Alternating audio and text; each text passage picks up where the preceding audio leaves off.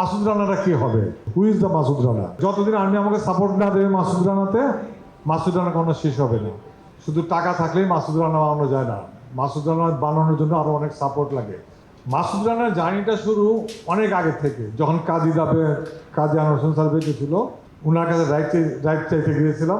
তারপর ওনার সাথে কথা হইলো কীভাবে আর মাসুদ রানাটা কী হবে, এইটা ওনার সবচেয়ে বড় question, who is the Masud Rana.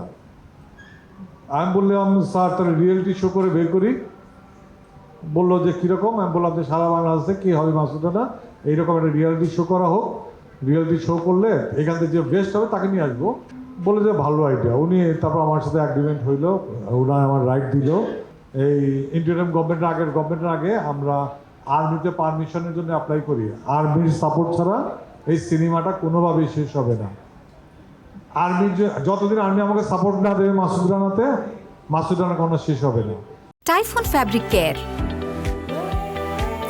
কেয়ারের সুপার পাওয়ার। এই নতুন গভর্নমেন্ট আসাতে আমাদের আর্মির পারমিশন পাইলাম। থ্যাঙ্কস, সবার আগে আমি কৃতজ্ঞতা জানাচ্ছি বাংলাদেশ আর্মিকে। তারপর ছবিটা শেষ হইলো।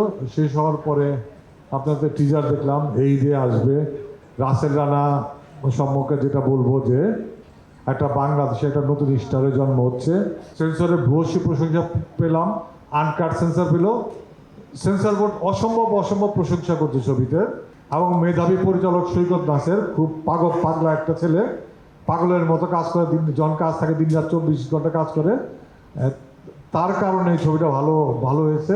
এই ছবিটা আমরা কাজী আনোয়ার হোসেন স্যারকে উৎসর্গ করছি। এই জাতীয় ছবি, অ্যাকশন থ্রিলার ছবি, এআই এবং বিএফএক্স ছাড়া একটা ইম্পসিবল ব্যাপার, কোনো হবে না।